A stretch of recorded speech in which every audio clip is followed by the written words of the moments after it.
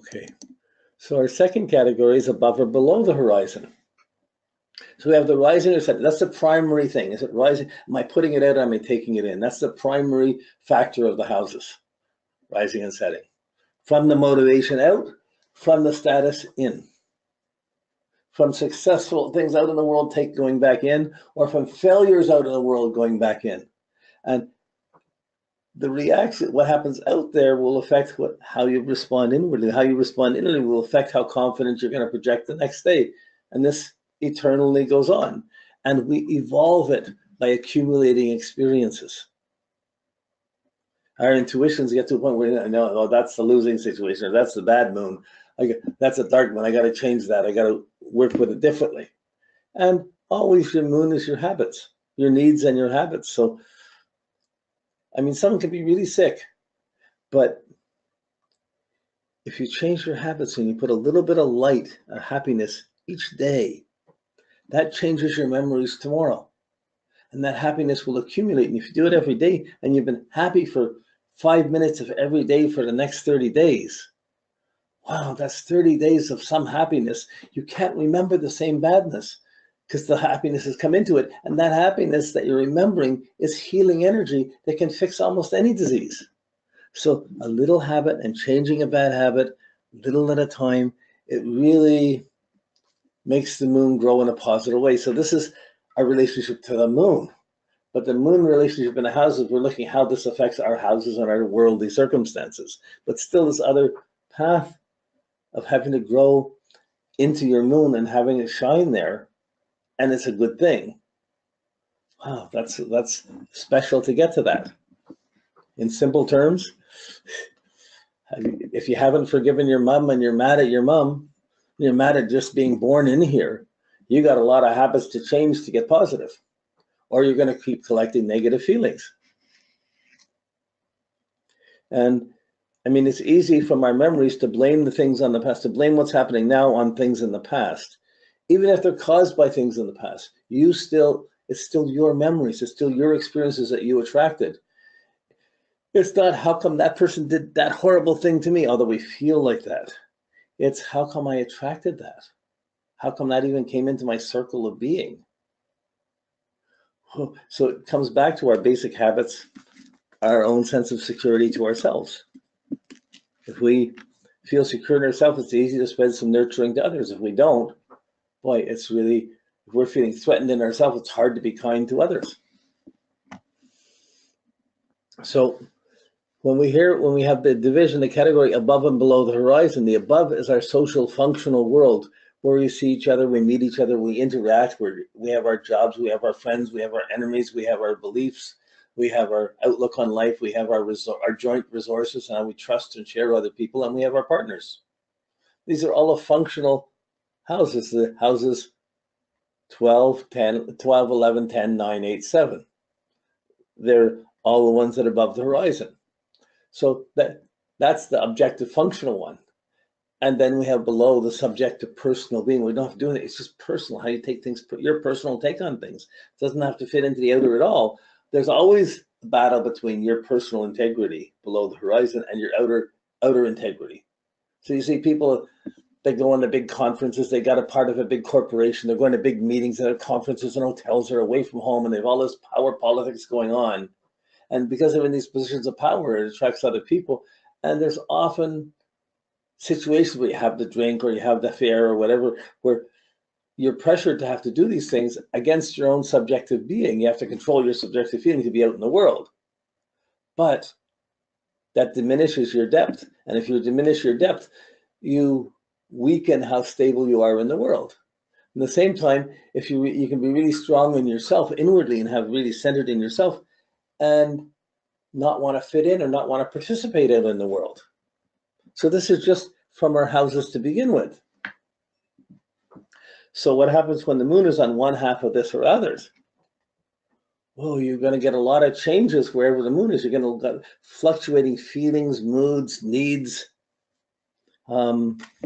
attitudes to nurturing, feeling I got to nurture or I got to be nurtured. That's the rising and saying got to put it out or not. But the sense of I have to belong, I have to function in such a way. I have to be at this party. I have to connect all these people. I need to talk to so and so. I need to get this work done. I need to explain myself to so and so. I need to make this investment. We got to do something. We got to organize things so we get our calendars so we can do these things together. All of the things of these houses above the horizon that are social function, you're going to have a deep-seated feeling or need to participate there. And it's easier in some ways if you have the moon below in the subjective world, because you have the subjective feelings and the needs, and it's perhaps more intuitive on personal things and my feelings, my moods. This is I feel secure here, I can be nurturing here, but you don't know me till you come to my house and have dinner with me or stay over or something, you know, like come into my place. Well, come on over to my place. No, that's a very different thing to say I'll meet you at the restaurant. Different levels of sensitivity come in. So the view of above or below is not something rising or setting, although half of the functional is rising, half of the functional is setting. It's really about, do you need to be functional, or are you trying to have your feelings and your sense of cure and your habits affect other people and be affected by other people? Are you trying to be objective about your habits and your functions? Or if it's below the horizon, you're going to be much more subjective with your feelings. You keep it more private. It's in my private world. It's not about outer functioning. Well, this is a pretty big distinction.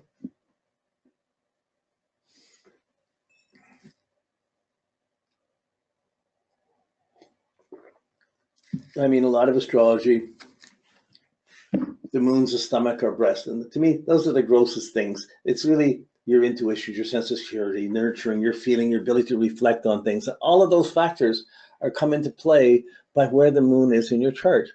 So you'll see if it's coming into play, if your security, if your feelings, if your intuitions, if your instincts, your basic needs are being met by, if it's above the horizon, it's by where you fit in and what level you're living out in the world, who you know, what you're doing, married, not married, you know, have a business, not have a business. There's a certain need to be out there and make yourself a position in the world so you're not a lost cause out there. Or negatively, you could be feeling, I really need to belong and I blew it and I can't have this, so I didn't have this, so I'll never fit in here. But you're still getting negative social experiences because you're not functioning properly. Why aren't you functioning well? Because you might have bad habits or other things that are impairing that functional capacity, which would come out as you meet other people. So you go look at any job, look at any team, look at any partnership. If one person in the team, in the partnership, is dysfunctional or has bad habits or is drinking or smoking too much or doing drugs or whatever, it's going to significantly impair and affect the nature of the social functioning, because it'll align with certain people and alienate other people. But there'll still be a need to have that reaction out in the world. So it's not so simple to say, well, it's just, if you have it, you need to be functional. What it's saying is you need to build up your habits so that it can improve your functional capacity and you can feel secure. You don't want your habits to impair your functionality. That takes a bit of maturity. It's easier sometimes to hide in the old habits and the old feelings and the old moods, or in the old songs that make you remember things. But when it's below the horizon, there's a tendency to more indulge the feelings and pull into yourself rather than to participate. So the logic for someone with their moon above the horizon to have to do things, to get things, to do things, to improve things, to involve other people, to accomplish something is really, really different than someone with their moon below the horizon. They don't have that outer motivation. They have a need to deal with their feelings and do it in their style and live in their own way and deal with their own memories and deal with their own sense of security or not security. It's subjective, it's personal, it's not functional concern, it's really irrational. So the deep sense of how you're connected to your mom or your home or these things will be very profound, and they can be very private, not shown to anyone else. An artist driven by a need to create something, to express a personal feeling, All of these things they can be really magical things. Just even the lover wanting to play. I can play, I can be good. Let's do this, let's make this fun. That's the subjective thing. I feel good. I'm giving you you're coming into my world and you're running into my personal energy. But it's not necessarily functional. As soon as you start saying, let's do this together, it doesn't always fit. So opposite moon signs in the signs, you can see very clearly how the attitudes to feelings are very different between a Capricorn moon and a Cancer, between an Aries moon and a Libra moon. You can see these distinctions very clearly in the attitudes. Here, you see above and below, and you see the opposite distinctions in a worldly sense, in very dramatic ways too. You observe it, you'll see it. Collect 5 or 10 charts of people you know that are with their moon above the horizon and people you know with their moon below. Take the time to do this. If you take the time to do this, it becomes yours. You've taken from the theory, put it to reality, you observed it, you see, oh yeah, look how that's working. And you see how people process. It'll tell you what this means better than my words. And you just keep watching and you fill up each of these categories with experiences. So it's no longer a theory. You have the theory base, so you can talk to someone about it and you can say, well, for me, it works like this. And because you can see yours, you can start to see what other people need and how other people function differently. This is how to work the moon, how to get secure, how to live right, and you can always change your habit and start changing a habit in a day and fixing your memories a little bit each day. So by the time 2 or 3 months goes by or 6 months goes by, you can probably heal just about anything by adjusting your habits and developing a more positive relationship to your feelings. But if you think there's the negative stuff or the attachments to the way we think we need this, we need that, as clouds in the sky that kind of interfere with the pure light of the moon just reflecting down on a clear night. That would be kind of the way we're trying to get our being on our soul clear. But the moon is kind of tied in because it's tied to a lot of your feelings you got from your mom. Coming out of the womb while you were in here, you have memories from there that kind of collective unconscious that still affects your behavior. And this is things, all the things, I don't have to believe in other lifetimes, I do, but it still will work. But all the things that don't seem fair in this lifetime are repeating patterns that just keep being insidiously there. You probably came in with them, and you probably came in with them because you're having to happen to you because you dished them out in another lifetime. So if you have the abusive family and difficulties, you can say, oh, poor me, oh, they were sort of blamed, everything was so awful. But probably, if your memory goes back beyond this lifetime, and you get clear enough to be able to see like that, you would probably be able to see that you might have been the other role and dished that out previously, and that's why you had to come back this time to have this sense of security or lack of security. So our basic health, our basic vitality, the moon pulls the water on the planet. It pulls the water up.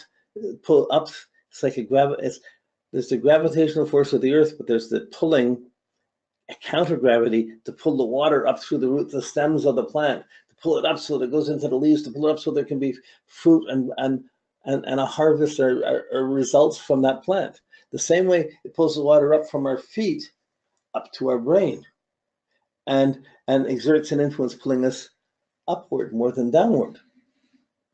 So that's a very physical, biological way of looking at it, but this is always going on, and we're seeing the fluctuation. If you're sad, you can be at a certain point sad. Well, you're just sad. It's not changing. You're at the bottom. You're in the country and western bar, drunk, chunking peanuts, and just hanging around. Woe is me. And it can sit there for a long time, but sooner or later, any little habit can change that. You can start changing your memory, start changing your habit patterns, but it takes some effort. And sometimes we don't feel like we do. Sometimes we feel we have to, and people process and make these judgments intuitively, instinctively, in their own way. You can see it by where the moon is, but it's like you have the need to function objectively or socially to feel secure. You have a need to personally deal with yourself and get secure in yourself before you can function. These two things are the two different moons. And